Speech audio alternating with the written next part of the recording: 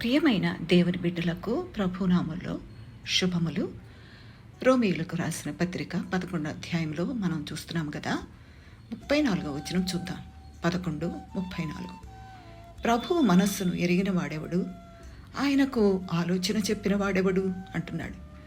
దేవుని గొప్పతనం గురించిన అద్భుతమైన చిత్రాన్ని ఇది మన కళ్ళ ముందు ఉంచుతున్నది. ఈ మాటలు సృష్టిలోనూ ఈ ప్రపంచాన్ని నిర్వహించడంలోనూ దేవునికి ఏ మనిషి సలహా అవసరం లేదు. రోమీయులకు రాసిన పత్రిక 9వ అధ్యాయం 20వ వచనంలో అయితే, అవును గాని ఓ మనుష్యుడా, దేవునికి ఎదురు చెప్పుటకు నీవెవడవు? నన్నెందుకు ఇలాగు చేసిదివని రూపించబడినది రూపించిన వానితో చెప్పునా అంటున్నాడు.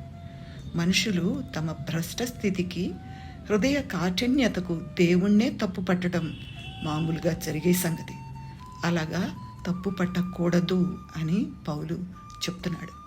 నిజానికి అందుకు బాధ్యులు ఎవరైతే తమ యొక్క భ్రష్ట స్థితి, హృదయ కాఠిన్యత ఉన్నదో దానికి బాధ్యులు వారే. అయినప్పటికీ వాళ్ళు ఏం చేస్తుంటారు? దేవుణ్ణి తప్పు పడతారు. సృష్టికర్త అయిన దేవునిపై సృష్టి అయిన మనుషునికి ఏమీ చెప్పడానికి హక్కు లేదని పౌలుకు తెలుసు.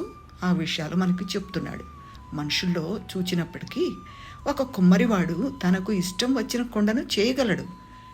ఈ విషయంలో ఏమీ అనడానికి కూడా కుండకు హక్కు లేదు, హక్కు ఉండకూడదు.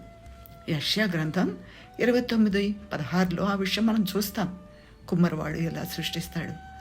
ఆదికాండంలో ప్రభు చేసిన సృష్టి యావత్తు మనం చూస్తాం. 1వ అధ్యాయంలో ఆయన దివ్య కుమ్మరిగా ఎలా చేశాడో అన్నీ మంచిగా కనబడ్డాయి. కాబట్టి ఆ దివ్య కుమారి చెడ్డ పాత్రలేవీ చేయలేదని మనం గ్రహించాలి. జ్ఞానం, ప్రేమ కలవాడైన మంచి కుమారి ఎన్నడూ వికారభ్రష్టమైన పాత్రలు చేయడు.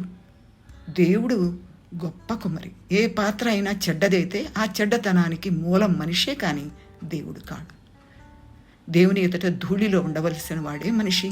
అతడు తన దోషాలను, అసమర్థతను ఒప్పుకుంటూ దేవుడని గ్రహిస్తూ మనం ఎలా ఉండాలో అలా ఉండేలా చేయగలిగేవాడు దేవుడే అని గుర్తించాలి. దేవునికి వ్యతిరేకంగా మాట్లాడటం, మన స్థితికి ఆయనను నిందిస్తూ ఉండటం మంచిది కాదు.